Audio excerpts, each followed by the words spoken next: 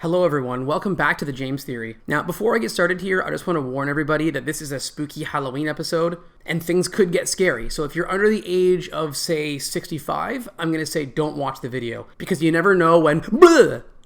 I'm sorry that I had to do that jump scare, but as I was saying, this is a spooky episode, so you're probably covered in your own shit right now. So if you want, pause the video, go clean yourself up, and come back and finish the video. So today I want to talk to you about something called Ben Drowned. Now, I'm not going to explain the entire story in detail because there's like a million videos online that are like an hour long, and if you want to go watch it, you can. But basically what it is this story, or urban legend, about a kid who goes to a creepy garage sale and buys a copy of The Legend of Zelda Majora's Mask for the Nintendo 64. Now, when he gets home and puts the game in, there's a save file called Ben, and he starts playing it, and a bunch of creepy, weird things start happening in the game, and then I guess in his real life, things start to fall apart, and he gets all depressed, and it's all scary, because the game was owned by a boy named Ben, who drowned in real life, and I guess he was haunting the game now. And there's a lot more to it, but that's the basic story.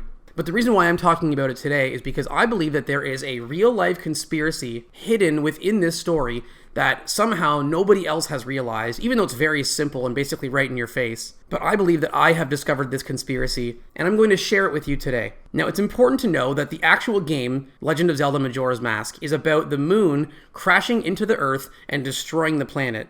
And you have a couple of days to stop it. And this is very dark for a Zelda game. But I believe that this Ben Drowned story was trying to warn us of a real coming apocalypse. And I'm going to show you now the clues that led me to discovering this. So first of all, after watching the Ben Drowned video, I start looking up Zelda online, and I come across this federal employee profile for Zelda B. Silberman, who is a financial administrator and programmer in the United States. Notice it says former employee, because I'm guessing that she was too intertwined in this conspiracy, and the government probably killed her. But I thought, okay, Zelda, but who is B. Silberman? And then I remembered that the CEO of Pinterest is Ben Silberman. And remember, this story is called Ben Drowned.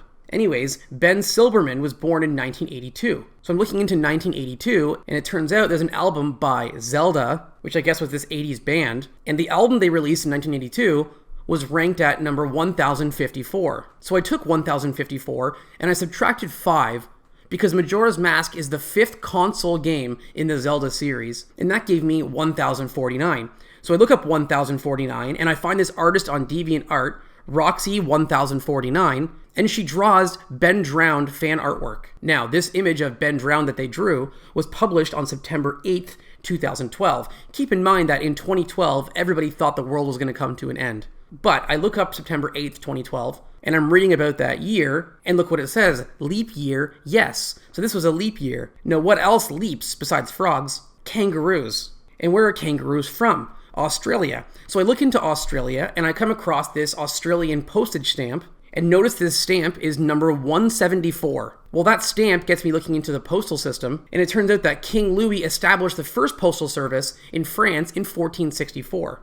So I take 1464, the year that King Louis established the postal service, and I subtract 174, the number of that stamp, and it gives me 1290. So what is 1290? Well, it turns out that in the book of Revelation, it was believed that in the year 1290, there would be an apocalypse, and the 4 horsemen would come, and that would be the end of times. Well, then I remembered that the 4 horsemen was a song on Metallica's first album, Kill 'Em All. So I look into that album, and the website Kerrang gave that album 5 stars. So I look into 5 stars, and I find this Cadbury 5-star chocolate bar. Well, it turns out that Cadbury also had this Cadbury Zombie Egg Apocalypse back in what year? 2012, of course. So then I thought, what does egg mean? What are they trying to tell us with egg? Well, then I remembered that the Game Boy game, The Legend of Zelda Link's Awakening, was about a giant egg. And then I remembered that they recently remade that game for the Nintendo Switch. You can see the big egg on the mountain in the background. So I start looking at this cover, looking for clues.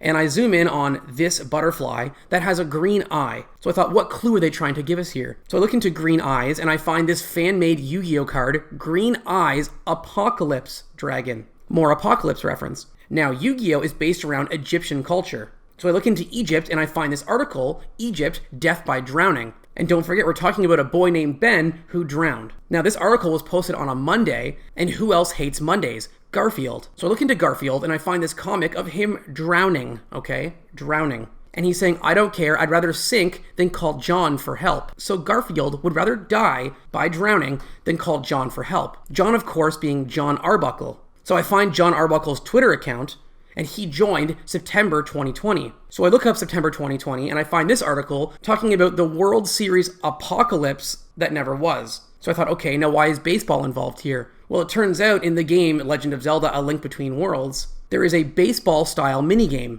And it says that this game takes place in Lorule, counterpart of the Haunted Grove. So I thought, okay, Haunted Grove, what does that mean? Well, I find this company called Grove Collaborative, and guess when they were founded? 2012. And it was in San Francisco. So I look into San Francisco, and I find the San Francisco 49ers football team. So I thought, what does 49 mean? Well, recently, Ben Affleck celebrated his 49th birthday with Jennifer Lopez. And to be honest, I didn't even know that they were still talking to each other. So that's good for them.